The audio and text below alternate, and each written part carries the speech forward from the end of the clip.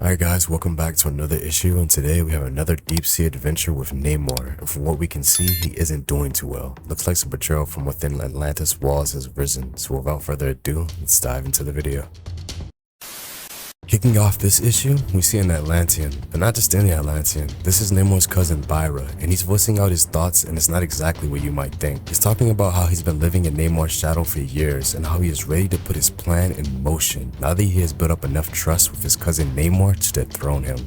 Opening on our next scene, we learn why Byrrah believes he should be ruler of Atlantis, and of course, you guessed it, it's because Namor isn't a full-blooded Atlantean, he is half-human, and Byrrah believes that only a true blood should rule Atlantis. He further reflects on his past with Namor, remembering how when they were kids he challenged him but lost, then again later when they were adults, but the results were the same. We then cut back to the present with Byrrah looking over Atlantis, explaining why he never helped in past events with Crane and the recent barbarian Atuma when he attacked with the Servobot, all in hopes to finally see Namor fall, which failed to happen time and time again, but Byrrah is sure his plan will work because he has learned from the mistakes of his cousin Namor's past enemies and is now ready to act. Moving forward, we now see that Byrrah plans to use the people of Atlantis against Namor as they believe him to be a noble man and not the bloodthirsty throne seeker that he truly is. We even see in this panel how he cunningly greets them as they are unaware that he sees them only as slaves to be ruled over. We then learn in the next panel that Byrrah is the weapons factory's supervisor and that for a while now he's been building elite weapons, all in the name of Atlantis defense, when really he plans to use them for himself to take over Atlantis. But before he can do that, he needs to convince some Atlanteans to join his side, which with the monthly council meeting and all the royal members attending tonight, he can finally make his move.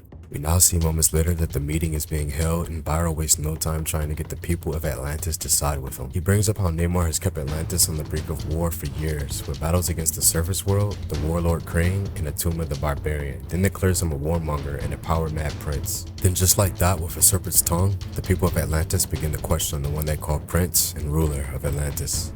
Continuing on with his deceit, Byrrah keeps pushing with the narrative that Namor is a power-mad prince who cares nothing for the people of Atlantis, until eventually the Atlanteans start to choose Byrrah as their leader. Then within a little time, Byrrah has amassed a crowd of people cheering his name and selecting him as their new leader and ruler of Atlantis. God, the Atlanteans switch up so fast. With all that going on, we now finally switch scenes to Namor, chilling on the outskirts of Atlantis, but not for long as Vashti quickly approaches him and warns of Byrrah's current betrayal. Enraged, Namor swings his blade with enough force to snap it, then turns his attention to Vashti in disbelief from what he has told him, as he knows that he only fights for the safety of his people and peace of Atlantis. Still enraged, he then questions the validity of what Vashti has told him, but quickly remembers that Vashti is one of his most faithful advisors, then asks for forgiveness. As they both make their return back to Atlantis, Vashti cautions Namor to be wary of Byrrah's trickery.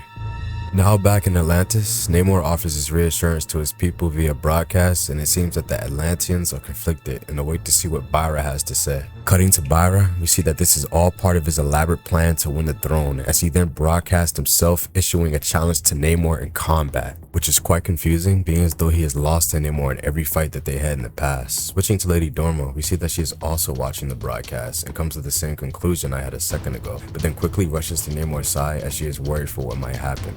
Now at Namor's side, Lady Dorma warns him not to accept Byrrah's challenge, as she knows that it has to be a trap, being as though Byrrah is well aware that he is no match in combat against him. But Lady Dorma's warning falls on deaf ears, as Namor believes the challenge will be good to show the people of Atlantis how much of a fraud Byrrah is, then summons Lord Vashti. With Vashti now in the room, he orders him to summon Byrrah so he can accept his challenge. Vashti tries to also warn Namor of Byrrah's trap, but Namor quickly dismisses it. With Byrrah now summoned, he tells Namor that it is good that he has accepted his challenge so the people of Atlantis will see his power is greater than his and end his reign. Namor then thinks to himself that it is strange how confident his cousin is, but still pushes forward with the challenge.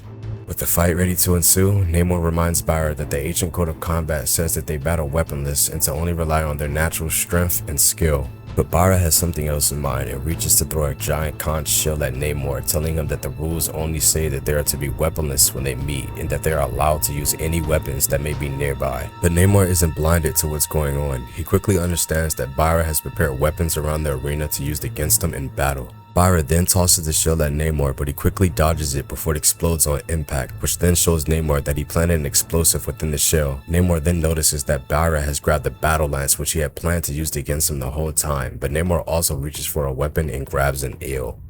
With the eel now in hand, Namor wraps it around the battle lance that Byrrah suddenly threw at him, then thinks to himself that Byrrah has to be making a play for time, as Byrrah knows that that attack would not have worked on him and wonders what his actual plan could be. We then cut to Byrrah holding a sawfish in his hand, stating that he was prepared for Namor to dodge his attack and that the sawfish that he is now holding is coated in a secret chemical that would weaken Namor's strength if it touches his skin. He then tosses the sawfish at Namor, but Namor shields himself with his arm, then whirls like a cyclone at maximum speed to cauterize the wound with the water pressure and salt water, then quickly hurls himself with the momentum he built up and goes straight for Byrrah, then suddenly feels an unfamiliar weakness. Striking straight into Byrrah, Namor notices that his attack doesn't have the same power that it used to have and is in complete disbelief. I mean, look at that face, it says it all, right? Byrrah then grabs what looks like a giant squid and holds it next to Namor while it emits its dark liquid onto him, blinding Namor and setting Byrrah up for his next attack. An attack he does, landing a clean right hook right onto Namor's chin.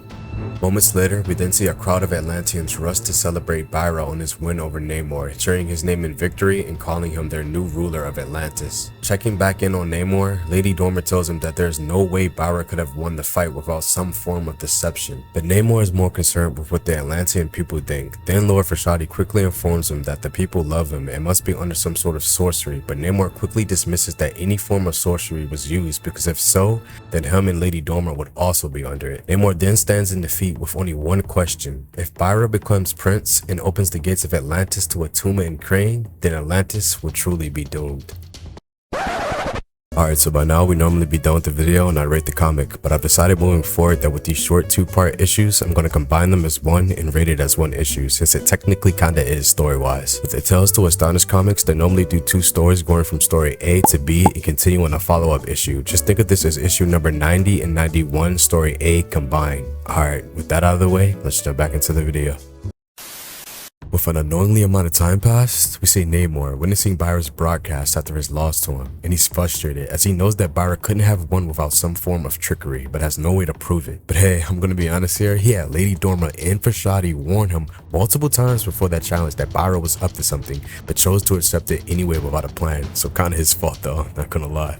Still in a fit of frustration, Namor rampages throughout his current chambers, realizing that his power has now fully returned to him, but is of no use now that he has already lost to his cousin Byrrah. With Frashadi and Lady Dormer now entering the room, they try to comfort him by letting him know that they always will be in his service and will bow to no other ruler but him, even if the other Atlanteans have forsaken him. Lady Dormer then tells him that he must not lose faith as he still has the royal trident, but Namor seems to think that it does not matter before 2 Atlantean soldiers burst in, declaring that he be stripped of all his ranks and titles and placed under arrest. But of course, Namor doesn't surrender and puts up a fight before quickly being stopped by Byrrah's ionic force field, one of the many weapons he mentioned earlier that he had manufactured to use against Namor after the Atlantean people took his side. Quickly encapsulating him in a pressure capsule, the guards take Namor to Byrrah as ordered when he beholds a most unforgiving sight, witnessing that Byrrah has welcomed Crane and Atuma, 2 of his most deadliest enemies, into Atlantis' walls as he feared. Byrrah then tells them to make him their partner as he has kept his side of the deal, but Atuma refuses for now until Namor is put to death, which Byrrah wastes no time doing, sentencing him to the Infernal Isle, a place that Namor quickly remembers that no one has ever returned from. Before being taken there, Namor quickly thinks to himself that the Atlantean people must be unaware that Byrrah plans to betray them all by allying himself with those who would destroy them, but quickly remembers that they have forsaken him, thus deeming them deserving of their impending fate. Moments later, we now see that the Atlantean soldiers are preparing to send Namor to the forbidden Infernal Isle, and with preparations finally ready to go,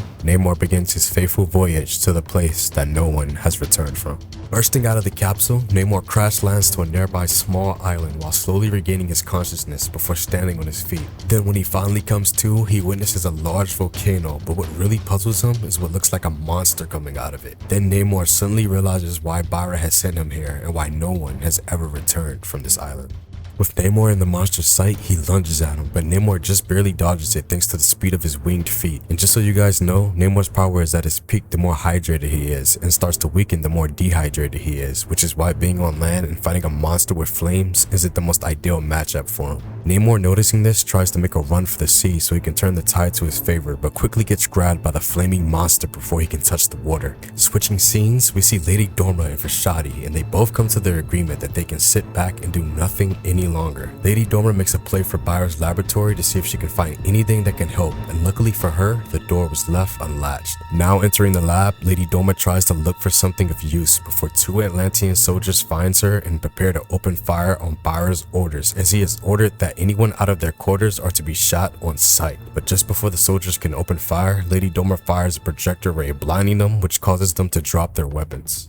After the soldiers have dropped their weapons from being hit by the ray, they begin to act strange, or rather normal, and this doesn't go unknown by Lady Dormer. She begins to put two and two together and figures out that the projector ray exerts a hypnotic effect to everyone it touches, and that Byrrah must have used it to turn the people of Atlantis against Namor. She then quickly realizes that by reversing the beam of the projector ray, the affected person goes back to normal and orders the two guards that she had cured seconds ago to shine the beam across the entire realm of Atlantis. Now don't ask me how they managed to do this, or even how Byrrah did, but yeah, they get to work and shine the beam on the entire realm of Atlantis. Then one by one, the Atlantean people come back to their senses. Switching scenes, we see Byrrah, Krang, and Attuma in what looks like a meeting. Then Byrrah orders some Atlantean generals to place their legions under Krang and Attuma's command. But just as orders are given, a light shines through the window and the generals begin to snap out of the hypnosis. As the generals leave to find their true prince, Krang and Attuma lash out on Byrrah. Then Attuma gives him a smooth right hook to the chin, knocking the crown clean off his head. Pleading his case, and oh boy is he pleading, Byrrah says that someone must have betrayed them and that Krang and Attuma cannot desert him now that the people of Atlantis will learn that he deceived them. But Krang and Attuma do not care for Byrrah's fate, as they now see him as a weakling and unworthy of even uttering Namor's name. Cutting back to Namor and the flaming monster, we see that it has just lost its grip on Namor, and not a second too late, as Namor says that any second longer, the damage from his flames would have been fatal, which Namor noticed only happened after it touched the nearby water, causing a chemical reaction. With a plan in Namor's mind, Namor says that he must goad the monster to strike at him, but first he must insulate his body in a thick coating of mud to help with the monster's flames. With his arm now insulated, Namor uses his speed and takes a strike at the monster, causing it to become enraged and lunge at him, which is just what Namor wants. As he dives into the sea, the monster follows and his whole body starts to have a chemical reaction. Namor now witnessing the results that his plan had on the monster, which I'm pretty sure we all know what happens when lava meets water. Spoiler warning, it solidifies. Now left to wander the endless sea, Namor still believes that the people of Atlantis have forsaken him, even though we now know what really happened. Switching back to Atlantis, we see Krang and Attuma seems to have had a backup plan just in case Byrrah's plan had failed, and left what he calls a supreme weapon outside of Atlantis gates ready to be used. Krang also agrees with Attuma in that if Atlantis can't be won by treachery, then it shall be destroyed by force. With the controls set, Attuma tells Krang they must flee now that nothing can save Atlantis. Preparing to leave the land he once ruled, Namor sees something catastrophic swirling near Atlantis, and almost without thought, he rushes to the place he used to call home with blinding speed. Now near the cataclysmic vortex, Namor notices that a weapon as destructive as he now sees can only come from one such as Attuma, and hurries to the core of it, as only his strength could stand its fatal force. Now at its core, Namor starts to question what would happen if he does not overcome his current obstacle, but quickly finds the strength to tear it apart. Off in the distance, we then see Krang and Attuma witnessing Namor's triumph as they decide to retreat before he turns his wrath upon them, as there will be more chances in the future for them to strike. Hold up, holy glaze, did Attuma really just say that?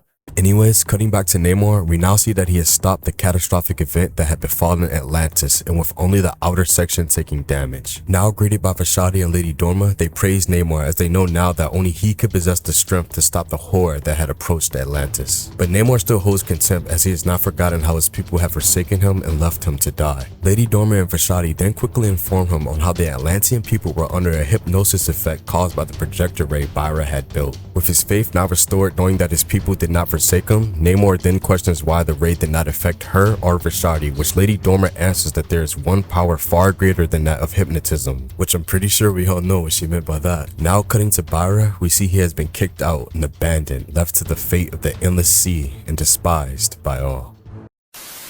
Alright, we've come to the end of the video, and so far this is definitely one of the best Namor stories I've read. The antagonist was a lot more conniving this time around, even though his reasoning was about the same as anyone's. Oh, we hate Namor, and we want the throne because he isn't a pureblood like me. Keep in mind that Byrrah was still his cousin, but hey, you know what they say, blood doesn't make you family. Anyways, onto the rating. I'm gonna give this one a straight 5 out of 10. Nothing I didn't really not like, and nothing I didn't overly enjoy, just a pretty straight solid issue. And remember guys, from this point forward, any short 2-part stories will be combined now just like we did in this video. Now that's all the time we got for this one. Keep doing what you love doing and be true to yourself. Peace.